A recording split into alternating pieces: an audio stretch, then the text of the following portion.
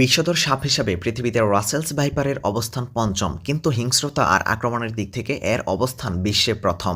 আক্রমণের ক্ষেত্রে এই সাপ এতই ক্ষিপ্র যে 1 সেকেন্ডের 16 ভাগের 1 ভাগ সময়ের ভিতরে কামড়ের সম্পূর্ণ প্রক্রিয়াটি সম্পন্ন করতে পারে। পৃথিবীতে সাপের কামড়ে যেসব মানুষ মারা যায় তার 1/4-এরও বেশি মানুষ মারা যায় শুধুমাত্র রাসেলস ভাইপারের কামড়ে। এজন্যই একে বলা হয় কিলার মেশিন। রাসেলস ভাইপার সাপ বাংলাদেশে চন্দ্রবোরা বা অলুবোরা নামেও পরিচিত। বিষধর সাপের তালিকায় বিশ্বে পঞ্চম হলেও বাংলাদেশে যেসব সাপ দেখা যায় সেগুলোর মধ্যে এটিই সবচেয়ে বিষাক্ত। কিলার মেশিন খ্যাত এই রাসেলস ভাইপারের শরীরে রয়েছে হিমোটক্সিন নামক অত্যন্ত ভয়ঙ্কর বিষ। হিমোটক্সিন বা হিমাটোটক্সিন হলো এক ধরনের অত্যন্ত বিষাক্ত পদার্থ যা মানবদেহের লোহিত রক্তকণিকাকে ধ্বংস করে দেয়, রক্ত জমাট বাঁধতে বাধা দেয়, অঙ্গ অবক্ষয় এবং সাধারণ টিস্যুর ক্ষতি করে।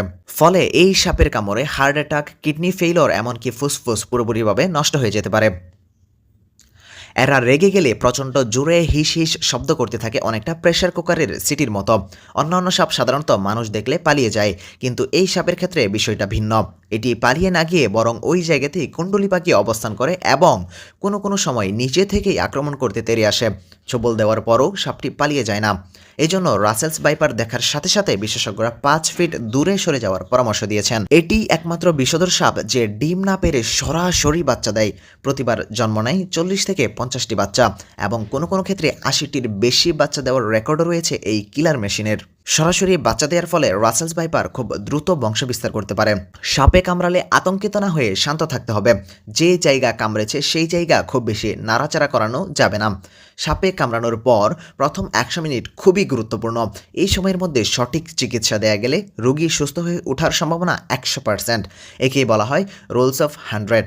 যেহেতু রাসেলস ভাইপার সাপের কামড়ে রোগীর কিডনি ক্ষতিগ্রস্ত হতে পারে, তাই রোগীকে এমন হাসপাতালে নিয়ে যাওয়া উচিত যেখানে ডায়ালাইসিসের সুব্যবস্থা রয়েছে। এখন পর্যন্ত 28টি জেলায় রাসেলস ভাইপারের অবস্থান, কামড়, মৃত্যু ও হতাহতের খবর পাওয়া গেছে।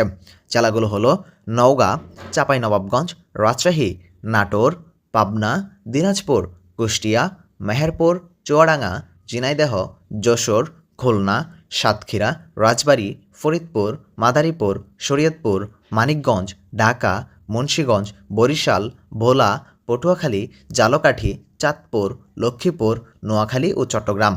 দেশে প্রতি বছর প্রায় 4,03,000 মানুষকে সাপে কামড় দেয় এবং তাদের মধ্যে প্রায় 7,000 মানুষ মারা যায়।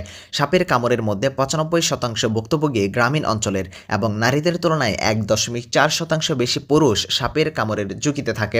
তবে আশ্চর্যের বিষয় হলো সাপের এই প্রজাতিটি বাংলাদেশ থেকে বহু বছর আগে বিলুপ্ত হয়ে গিয়েছিল বলে ধারণা করা হচ্ছিল, কিন্তু গত 10-12 বছর আগে থেকে আবারও এই সাপে কামড়ের ঘটনার প্রমাণ পাওয়া যাচ্ছিল। কিন্তু গত 1 বছরে এই সাপের বৃদ্ধি অস্বাভাবিক রকম বৃদ্ধি পেয়েছে।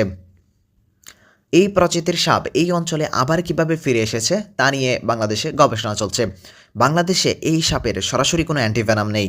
সাধারণত এই সাপে কামড়ালে অন্যান্য অ্যান্টিভেনাম দিয়েই চিকিৎসা দেওয়া হয়, তাই সতর্কতাই একমাত্র হাতিয়ার। তাই আমাদের সকলকেই পুরোপুরি সতর্ক থাকতে হবে।